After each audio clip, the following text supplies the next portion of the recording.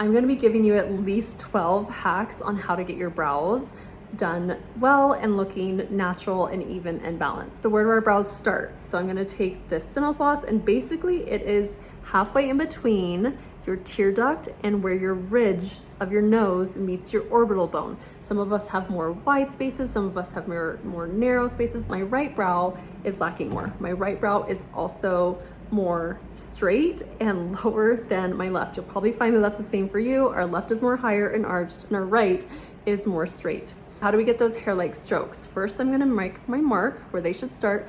Then I'm going to drag this line straight across. I don't wanna hook this line down because this is straight across as well. Our brows shouldn't be hooking inward and down. That's gonna close our eyes, and same with the tails, but I'll get there. Now, with the hair-like strokes, I'm gonna do quick, spaced, hair-like strokes. I wanna see your skin in between your makeup because I can see your skin in between your brows. I'd rather them be further apart than to come in and do a little bit more to get that. The other thing too, don't use your spoolie brush to blend out those hair-like strokes. It's going to just fuzz them. If you find that they're just a little bit too harsh, just lightly tap that harshness out. Then in my left, I'm not really lacking, but I just wanna create a nice little like crisp line. So I'm really, just one stroke is totally enough for that. With the hair-like strokes, our pencils are more of a harder formulation. I found that with all of the pencils out there that had a softer formulation, they would smudge and be off of my skin within a couple hours. So I created a harder formulation. It doesn't smudge, it stays on a lot longer. However, you just need to press a little bit harder. And the other thing too is I'm not just like slowly drawing a line. It is quick little flicks that we're doing. I'm coming off of my skin with that. Doesn't that look great? Now, how do we even balance out this that's going on, how this one's higher and this one's lower? First, I'm going to outline the top part of my arches and my tails and bring that down. Number one about your tails before I get into that, your tails should into the nose, into the eye. And you can see that I've got one little hair reaching to hold on. Same with this side. Literally maybe two on that side that are reaching to where they end. The other thing, your tails should not be lower than where your brows start in the beginning. They should either be on par and even or a little bit higher. However, I will know that as gravity takes its toll, it is going to lower that tail, or if you have just really more curved brows. So with makeup, what I'm not gonna do is, this is what I'll see, is that people are curving the centers and they're curving their tails. We wanna go more straight out and straight out with that curve.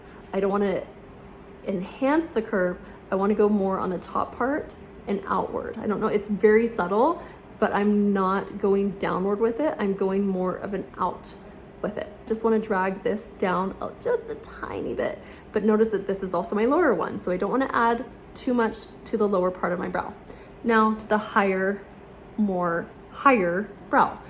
I'm also lacking the top parts of my arches, so I just wanna fill that in a tiny bit, and I'm outlining. So whenever you outline, I'm not doing as harsh of a pressure as with the hair-like strokes.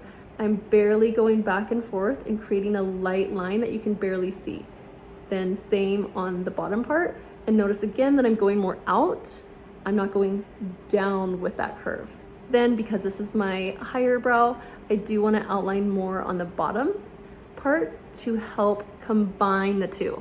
I wanna lift this one and lower that one. I'm not making this one more straight and I'm not making this one more arched. I wanna balance the two out. Now you can see that I'm lacking in density on the top parts of my tails and my arches. How I wanna correct that is by basically doing a brow comb over with a pomade. So I'm coming in with our pomade, brown black, and I am back combing that product in there lightly. A good size spoolie brush so you don't have to worry about it getting on your skin, but I'm still not gonna do a crazy amount of pressure, but just back comb those hairs up. I wanna get through all of those layers, and then I want to set it. I don't want it to be like super spiky.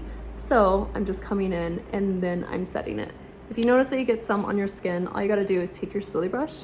I use the spoolie brush as an eraser way more than blending. And then nice and set it. And you could see that that basically created a natural looking brow comb over to where I was lacking. Now this one is still a bit more of a higher arch. So what I'm gonna do is bring in that highlighter. I'm using black in the pencil, brown black in the pomade, and medium in the highlighter. and I am blending that out to lift this, to create the illusion that this one is just a little bit more lifted. So notice that I'm treating them differently. I want to lift this one, so I'm only applying the highlighter there. I'm lacking in the centers more on this one, so that's where I did the hair-like strokes. It's treating them individually to help create a more balanced, even look. Yes, this one still is higher, but what I'm not going to do is I'm not going to wax off and tweeze the top part. It's about keeping them even in thickness and even in shape along, like those parallel lines are nice and even, and then tapering down to your tails, not having them sit symmetrically on your face. I sometimes will correct this with getting a brow lift with Botox. All I do is get 2 units of Botox right there. If you notice that your Botox has actually drooped your eye and created more of a hooded eye, what our nurses say is basically they went too heavy with your forehead wrinkles. So I actually don't do Botox in my forehead. Those wrinkles don't bother me, but this does. So occasionally I'll get just 2 units of Botox right in there, and that will just help lift that one. I don't touch this one because I like that one.